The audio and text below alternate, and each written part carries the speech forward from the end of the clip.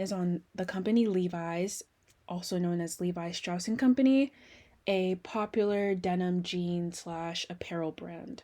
And this is the CSR analysis for that. So to start off, the company Levi's was founded in 1853 by a German man named Levi Strauss and his partner in crime, Jacob Davis. This company sort of has its origins in San Francisco, California, but their dry business was based in Los Angeles, where they sold cheap clothing and fabrics. They patented the first blue jeans with copper rivets in 1873, which are just durable pants for miners during the California Gold Rush. And these specific pants have sort of become a staple for a lot of the working class, just because of how durable they were and how they were able to just withstand the harshest conditions of labor. And eventually they did expand their clothing line to different style jeans, jackets, accessories, and other apparel. They've become one of the leading denim manufacturers in the 20th and 21st century. Their products are sold in more than 110 countries with 50,000 stores worldwide and counting. And they are now a multinational corporation with operations spanning across North America, Europe, Asia, and other regions. So, because of the fact that this country has sort of been like we've had Levi's for a very long time, like they have such a longevity that it spans across like over a century now. It was kind of difficult to whittle down like their most significant um milestones in terms of CSR, but I feel like this is probably one of the more comprehensive ones because it's sort of in tandem with like the different historical events throughout the years. For example, in 1982, Levi's early response to the HIV and AIDS epidemic and how they were sort of like the spearheads for um, advocacy and such, and like just different things that they've done sort of they kind of align, they coincide with the different changes that occur and the different um, transformations in terms of like how businesses are operated. Um, as well as this, for example, like the introduction of the waterless denim, um, which changed the scope of denim finishing, which requires tons of water. I will go into that a little later, but this is their milestones like throughout the years. So, in terms of Levi's strategies and their environmental social governance, their overall strategy is to accelerate the circular economy ecosystem using their three pillars, which are shown throughout all of their reports, and just this is their baseline: climate, consumption, and community. And this is also pretty much their bottom line, the three bottom line, or the triple bottom line, rather. So, climate has to do with climate action, their water stewardship, and biodiversity. Consumption relates to the circular economy at large, the use of sustainable fibers, safer chemicals, and waste reduction, such as landfill. And community is, equity and inclusion, employee support and development, supply chain transparency, philanthropy, and volunteering. So it's people, profit, planet, just like the bottom line, but they've just established their own terminology. So this is the second part. These are just specific things that relate to their three pillars. So for example, they collaborated with suppliers to reduce supply chain greenhouse gas emissions by 40% by investing in renewable energy and modifying their equipment in their distribution centers to reduce their carbon footprint. They've joined partners with Walmart and other companies to construct a new wind farm. They have a secondhand store for in-store take back on items, which is just, re-commerce and extending the product life and making sure these clothes don't go to waste in the landfills. Like you can just, repurpose them, recycle them. Circular economy. They also partnershiped with Fashion for Good, which is a platform for sustainable fashion. They conduct surveys on textile waste disposition just to identify safer ways to dispose of said fabrics and prevent, waste. As I mentioned before, they have water less, which is a way to reduce water consumption by making an eco-friendly technique to make their jeans. It's honestly just a different sort of brand extension for their jeans. The waterless jeans, they might have like a little thinner material just because of the fact that they're not saturating them with water as they normally would when it comes to their jean production, which is really good for the water, you know, just for water stewardship and just not using so much because they use a lot of water when they're making their jeans, so that's pretty good. Um, and lastly, they have improved worker health, satisfaction, and engagement with their WWB program, also known as Worker Wellbeing, which establishes anti harassment policies, assesses a fair compensation strategy, and establishes policies on gender equity. Now, for their impacts, which is sort of similar to their strategies. So, their strategies is just like, the different things that they've done, and then their impacts are the result of these.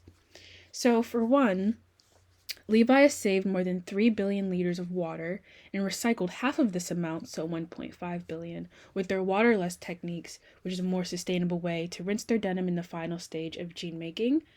In 2020, 83% of their cotton came from more sustainable sources. They also introduced a new alternative material called cottonized hemp, which comes from recycled cotton and is available in their eco-friendly product line called Levi's Well Thread. They have new shipping carton designs to reduce packaging waste and reduce carbon and transport emissions.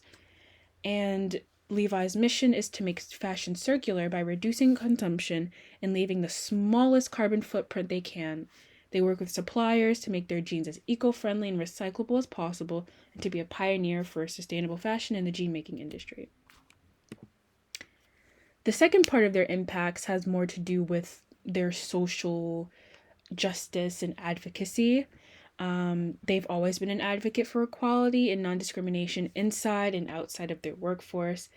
On the left, you see a photo of the first desegregated sewing factory in Blackstone, Virginia in 1960, which is like the prime era of, civil rights and such. And then on the right, it just shows, their stances on LGBTQ and the ways in which they've sort of, they've kind of taken front row seats throughout history as social justice and, matters of equality have just progressed. They've always sort of been in the front lines, and they're always usually the first company to show their support, sign petitions and such. So this is just an example of those things. They truly do commit to human rights and inclusion for all. So, some potential unintended consequences and risk factors. So, these that you see right now are the risk factors that they have had that they showed in their sort of CSR report, which was like really extensive. I think it was really interesting that they brought up like the specific risks and like, issues that may come up, unforeseen issues. For example, the impact of COVID-19 forcing Levi's to close a number of stores, the inflation that's going on in the global recession, which declines consumer spending and it impacts their product demand. The fact that consumers are constantly wanting new ideas to the table. They want new clothes. They want new trends are coming out. So these preferences and trends are sort of hard to keep up with because they're constantly raising the bar, like on social media, and just we all want something different. It's always changing. So if they're unable to keep up with these stylish products, they risk customers not wanting to shop there less, and this diminishes brand loyalty. So they're always trying to keep up with the changing times. And then lastly, climate change and extreme weather conditions such as natural disasters. That just disrupts the chain of operations with their suppliers. It affects the availability of raw materials sometimes, if it affects farms and such. And, the networks to communicate with their facilities and personnel because of, let's say if there's a tornado or something and the power lines are down, for example. Other potential unintended consequences that I didn't mention in this would be, for example, would just greenwashing accusations, or a report that, perhaps their labor conditions in factories, countries aren't doing very well, and, things of that nature, just things that, may come up, allegations and such of that nature are also examples. But I didn't mention those. I kind of just mentioned what they specifically said were risk factors and like unintended consequences, unforeseen circumstances. So that's what's here. So, in terms of critiques, they're nothing but positive on my end. Levi's CSR strategies are to reduce their carbon footprint and water consumption, create more eco friendly products to promote the circular economy, support and accommodate their workers, respond timely to their consumers' demands, and continue to be an advocate for diversity and inclusion. In their 2022 report, they discussed the various risks and possible failures due to unpredictable circumstances, such as, I mentioned before, natural disasters and global crises, such as COVID-19, which shows their transparency and their careful approach to maintaining a proper, stable business. They also acknowledge that although they are one of the leading apparel companies in the world, there's constant pressure to ensure a satisfactory relationship with all their stakeholders, and there's also pressure due to the low barrier of entry in the fashion industry and its unpredictable nature, which I find to be pretty true. If you've noticed, just on social media, just the different pop-up websites and just the retail, like Shein and all this other stuff, those are those are pretty much their competitors now. A lot of the online e-commerce stores, those are the ones that they are competing with probably the most at this point. And the nature of these businesses are very unpredictable. The low barrier of entry, meaning, anybody can just establish themselves, company wise, as a popular, trendy brand. So Levi is in constant pressure to continue making products that not only appease the circular economy, but also appease their consumer base, which is pretty big. A lot of people wear Levi clothes, and they really take their jobs like seriously, meaning they care about what their consumers want. They're always trying to, maintain that relationship that they have with their stakeholders. And that 2022 report, it is in my works cited. I could show that, but they really do sort of they basically list out every single risk, every single thing that could impact their business and probably has impacted their business. So they're very transparent, which I like. So in summary, Levi's extensive history as a company spanning over a century makes it difficult to assess them entirely. However, this can also signify their constant progression and renewal as the world around us in the fashion landscape changes. The company's various reports did not possess any cliches or inauthenticity. I've looked through all of them just to, I looked through like the company message, like in the beginning of the CSR reports where, it's a statement from the CEO, their mission statement, their values, and their dedication to honor the original creators of the company, Strauss and Davis, is constantly shown and discussed.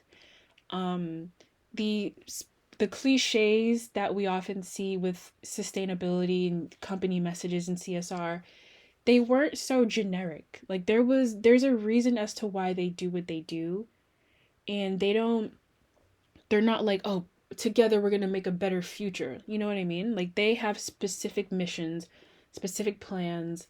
They know what they're doing, and they know what they're talking about, and they're not just saying these things. Like they're actually proving that they're doing these things, and it just shows throughout practically every single report I've seen of them, which is great. They constantly strive for a positive relationship with their consumers and stakeholders to accelerate the circular economy with their sustainability efforts. All in all, Levi's is a prime example for a company that honors and abides by their corporate social responsibility, as well as laws and regulations they set for themselves to keep to their word. Thank you.